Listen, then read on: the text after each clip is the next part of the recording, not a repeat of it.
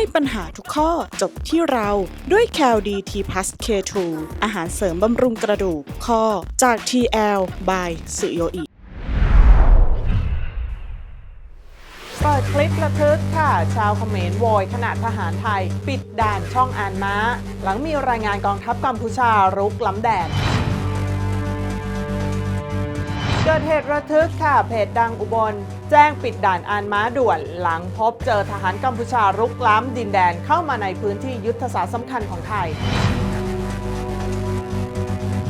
ก่อนจะไปรับชมข่าวอย่าลืมกดติดตามช่องทางของอ้นที่ปรากฏที่หน้าจอด้านล่างเอาไว้ด้วยนะคะซึ่งอ้นจะมาเล่าข่าวสรุปประเด็นข่าวในรอบวันที่ทาง The Critic และก็รวมถึง Thailand Lover ได้นำเสนอไปในช่องทางนี้ค่ะไปติดตามกันเยอะๆนะคะเกิดเหตุการณ์ระทึกขึ้นนะคะเมื่อมีรายงานด่วนค่ะว่าเจ้าหน้าที่และทหารไทยได้มีคำสั่งปิดด่านอย่างเร่งด่วนสร้างความไม่พอใจให้กับชาวกัมพูชาเป็นอย่างมากแล้วก็ออกมาประท้วงการกระทำของเจ้าหน้าที่ทหารไทยในสถานเพียบปรุมได้ไงนี่อันเซ่ไทยมาแล้วข้างแต่เห็นไทยเก็บบัตรจะอดเอาขมายยังโจลเต้นี่ให้เราวัดเบี้ยมารอยจุปุ๊บปีนี้จ้องแจ้นี่เนี่ยมือมาให้พวกนี้เนี่ยเบี้ยบัตรต้องมองโอนช่วยมือจะเราอันเซ่ในสงัดตะเชิงไงเนี่ยไงปะหัวไงบักนัดแล้วไอ้บักเต้บัตรอะไรเนี่ยเราวัดอ่ะก็นี่ดอกก้อยนี่เนี่ยพวกน้องมีมาต่อว่าเอาโยบันโจไปเนี่ยเราเนี่ย10 โล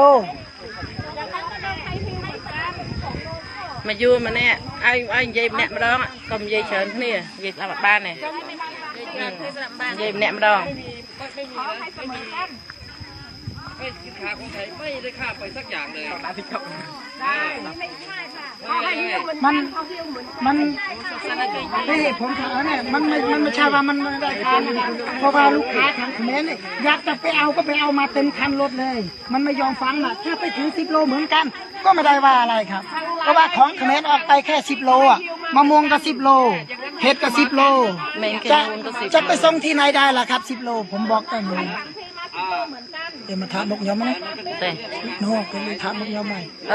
ถ้าเตยคลาดไอ้เบี้ยคลาดอย่างสิอันคลาดผมมาเรื่องของทหารที่นำกำลังติดอาวุธพวกอันนี้จะแจ้งแม่แต่ทุกฝ่าย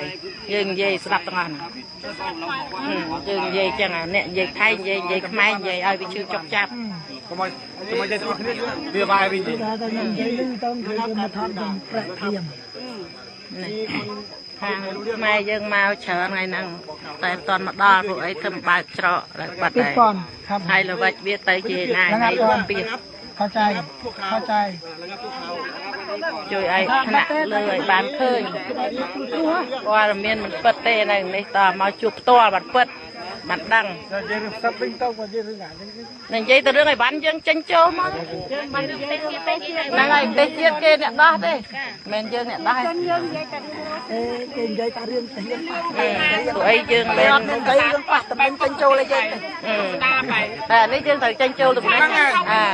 อะไรก็ไม่แต่ยังโจเลยไอ้เนี่ยนะอะไรเหนียวสิ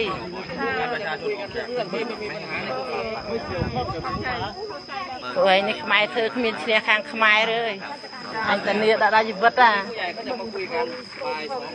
ขมายเธอไปยิบวัดเชียร์ขมายเลยมองปีเกยมองยัย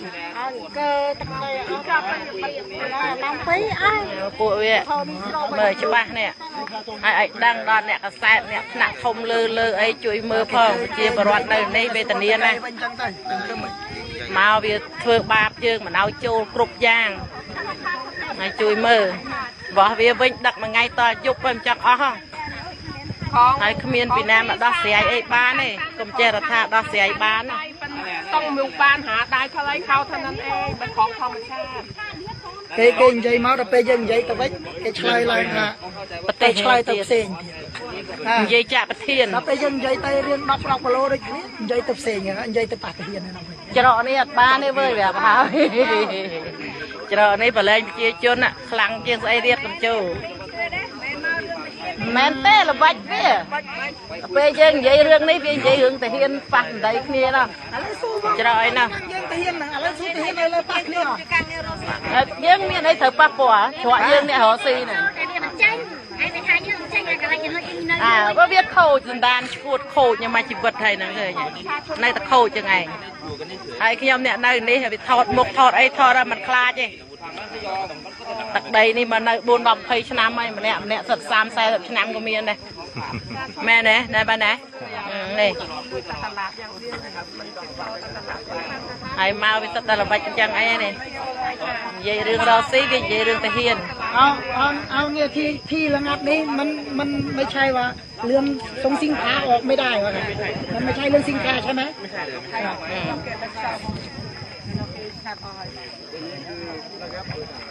จะไล่ให้บัตรทหารไอ้มาเตะมันไม่ใช่เรื่องทรงสินค้าช่วยแซ่ปะเต้าไอ้ดอขณะเลิกไม่ส่งไปเราสมมติว่าถ้าเปิดด่านมาเนี่ยสมมติว่าถ้าเปิดด่านมาแล้วทรงสินค้าไม่ออกคือเก่าแม่นบอกโดยล่าสุดทางด้านเพจสาธารณะ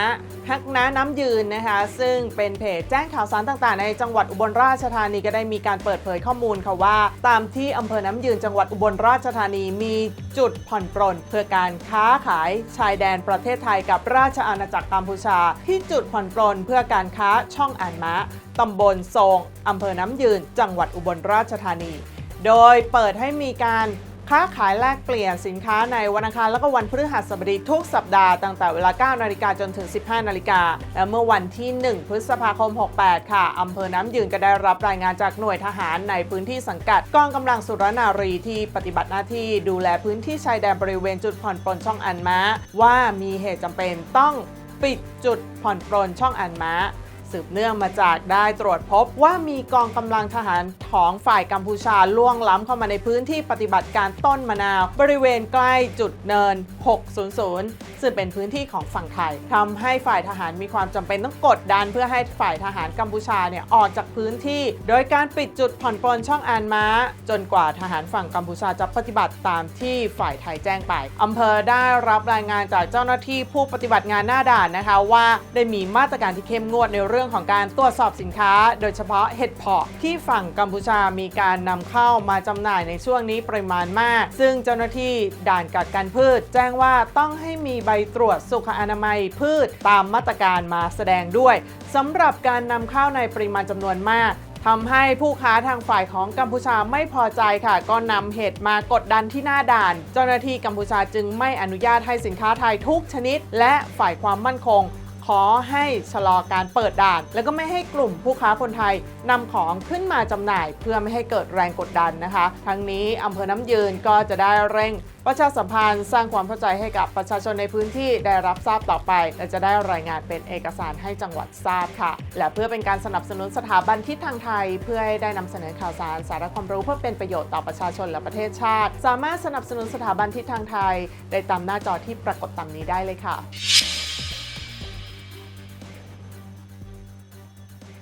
คุณอยู่กับดร.มริกานะคะนี่คือดร.มริกาสกินแคร์และนี่เป็นครีมตัวแม่ของดร.มริกาและใครๆก็ใช้กันตัวนี้นะคะจะเป็นครีมที่มีส่วนผสมของเนียซินามายที่จัดการเรื่องฝ้ากระและก็ความหมองคล้ำและมีวิตามินอ e, และมีน้ำแร่ธรรมชาติจากประเทศฝรั่งเศสคือเอิร์ธมารีนวอเตอร์จีแล้วก็มีสารสกัดจากพาซันต้าโปรตีนจากรกบัวและมีน้ำมันมะพร้าวสกัดเย็นทั้งหมดนี้นะคะจึงเป็นตัวครีมที่ทำให้ผิวหน้าของคุณนั้นนะคะหายหมองหายคล้ำแล้วก็ไม่มีรอยเหี่ยวย่นต่อต้านอนุมูลอิสระคือทำให้ลดความแก่นั่นเองนะคะแล้วก็ลดวัยถ้าเกิดใครอยากจะรู้ว่ามันเป็นอย่างไรดูหน้าดร.มริกาไว้นะคะแล้วตัวนี้แหละค่ะที่ทำให้ดร.มริกาหน้าตาดีโปรโมชั่นพิเศษซื้อ2กระปุกจากราคาปกติ 1,980 บาทจ่ายเพียง 1,580 บาทแถมส่งฟรีสนใจสั่งซื้อโทร 0942369493 หรือ Line แอดช็อปสิดอทสโตร์อย่าลืมใส่แอดด้านหน้านะคะหากคุณคือคนไทยคนหนึ่งที่ไม่เห็นด้วยกับการมีคาสิโนถูกกฎหมายในประเทศไทยกรุณาร่วมกันส่งเสียงผ่านรัฐบาลและรัฐสภาเพื่อแสดงจุดยืนว่าเราไม่เอาคาสิโนตามเนื้อหาของแคมเปญเราไม่เอาคาสิโนของมูลนิธิรณรงค์หยุดพนันตามลิงก์นี้ได้เลยค่ะ